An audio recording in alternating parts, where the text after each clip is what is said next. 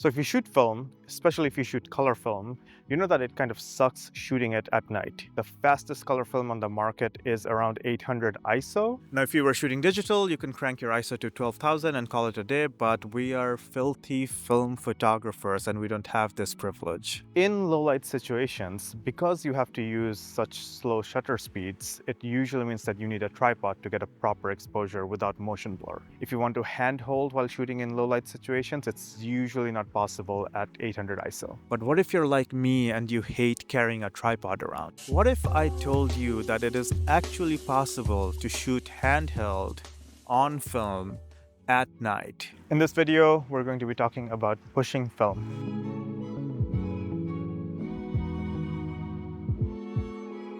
Now, this is a very technical process, and I'm mostly going to focus on the practical ways to use it. For this video, I need to make two assumptions. One is that you know photography in the sense that you know how the exposure triangle works. And two is that you know film photography, which is that you know that the ISO corner of your exposure triangle is fixed if you're using film. With that cleared up, let me start us off with an example. So let's take a scene that's in low light. Maybe it's dark outside or maybe you're indoors. And for this example, let's say you have 800 ISO film in your camera. You take a meter reading of this scene and it tells you that these are the settings you need for a perfect exposure.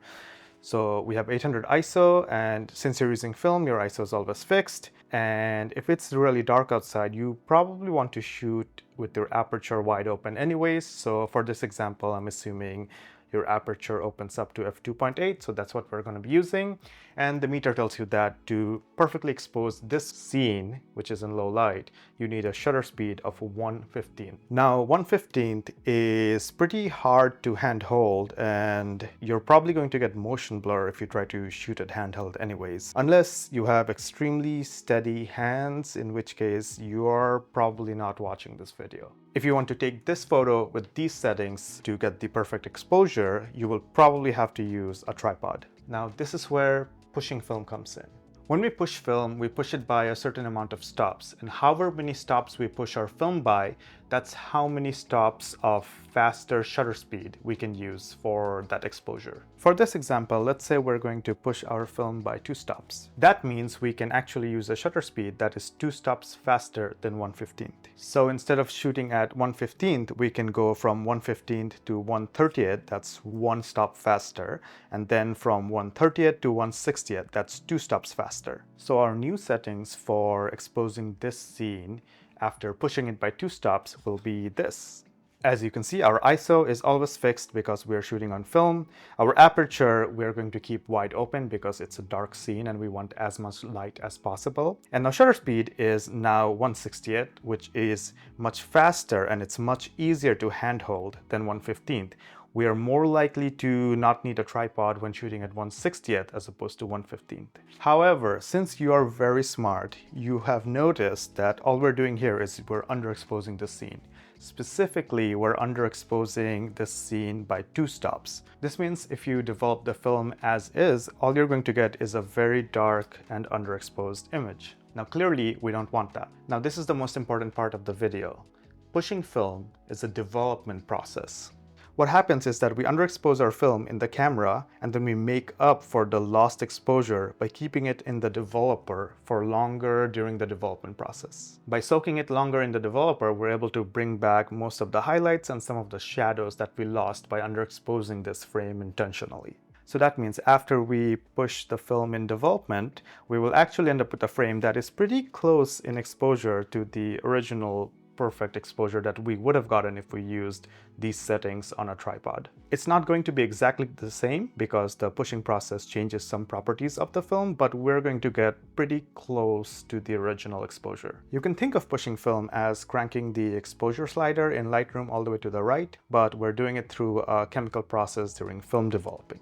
And the benefit of it is that we were able to do this while using a much faster shutter speed, which we were able to shoot handheld, as opposed to using a slower shutter speed, which probably would have required a tripod. Okay, so let's say you're in low light, you want to push a roll of film because you want to shoot in the dark. How do you do it? First of all, you need to decide how many stops you're going to push that roll by. You will usually pick 1 or 2 stops. There are diminishing returns to pushing film, and most labs don't support pushing film above 2 stops anyways. So if you're starting out, I'd recommend 1 or 2 stops. Now, however many stops you decided to push your film by, that is the amount of stops of underexposure you're going to need when you're shooting every single frame on this roll. So if you picked 2 stops to push your roll by, you're going to be underexposing every frame on that roll by 2 stops. It's kind of backwards, I know, but that's just how it is.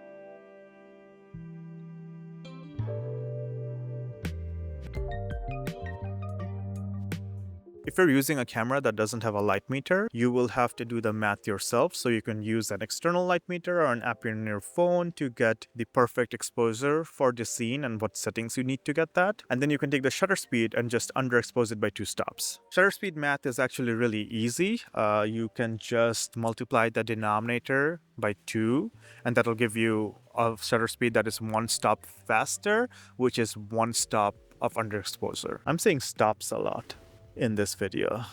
Take a shot every time I say stop. So for example, if for a perfect meter reading, your shutter speed needs to be 1/15th, you can multiply that by 2, you get 1/30th. That'll be a 1 stop underexposure, and that's perfect for 1 stop of pushing. If you're pushing by 2 stops, you can just go from 1/15th to 1/30th to 1/60th. It just doubles every time. And yeah, that's kind of all you need to do. And it works with any shutter speed. So if you're at 1/10th, you'll go 1/40th to 1/80th and so on. But let's say you're bad at math. Well, if your camera has a light meter, there are some tricks you can use to get it to do the math for you. First up, if your camera has an exposure compensation dial, you can set it to negative the amount of stops you're pushing, and it will kind of do the underexposure for you. For example, if you're pushing the roll in your camera by 2 stops, you can set your exposure compensation to -2, and it will expose, or it'll underexpose every frame on that roll by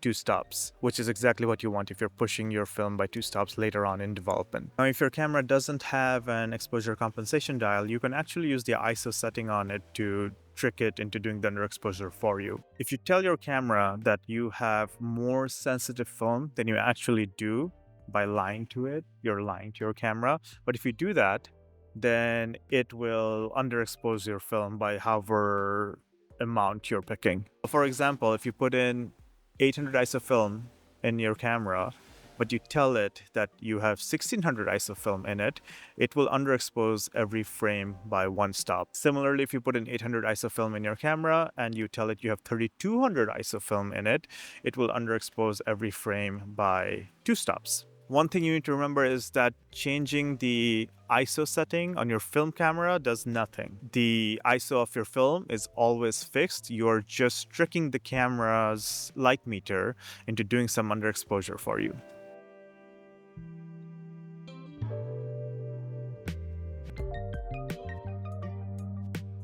Once you use the exposure compensation or the ISO setting trick to underexpose your roll by however many stops you want to push by, you can basically set your camera in shutter priority or aperture priority mode and make your life easier, and you can just focus on taking photos and the camera will do the math for you. Also remember, pushing film involves underexposing your roll, so if you underexpose an entire roll but you forget to push it in development, you're just going to end up with very, very dark, very, very underexposed photos.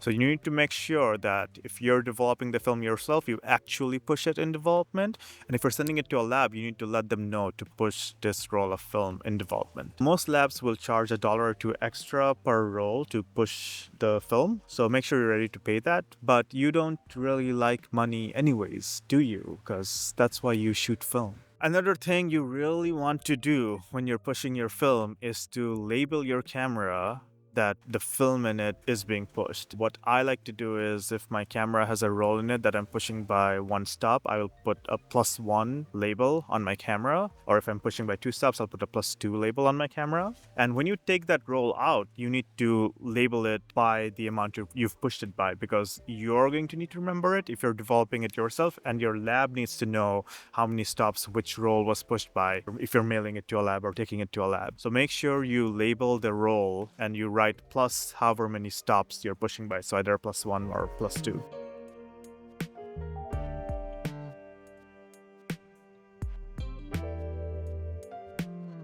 There are some downsides to pushing film, and it's not a magic bullet. First of all, you're going to get more grain in your image, and the more stops you pushed by, the grainier your image will be. Secondly, you're going to end up with a higher contrast image compared to if you were like exposing properly on a tripod. And third, depending on the film stock you chose to push, you can end up with some color shifts that you will have to fix in post. But in my experience, it's pretty easy to do. Also remember that even though you're shooting at night, you still need some light in the scene. If some of the shadows clip to pure black, the pushing process isn't going to be able to recover them. So make sure there is still some light source in your low light scene. One very important thing you need to remember about pushing film is that when you're pushing film, you're committing the entire roll to being pushed. There's no way to push certain frames and have other frames be a normal exposure. This is an all or nothing process. You're pushing the entire roll of film. Here's some photos that I took on pushed film. Most of these photos were taken on Kodak Vision 3 500T,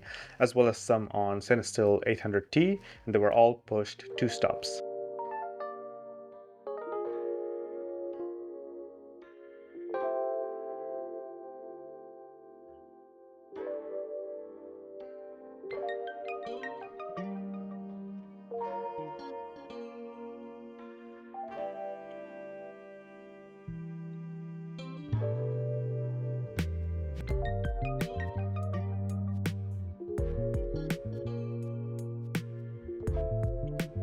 Pushing film works with film of any ISO. I know I used 800 ISO for the examples in this video, but you can push 400, 500 ISO film. You can even push 200 ISO film, but why would you?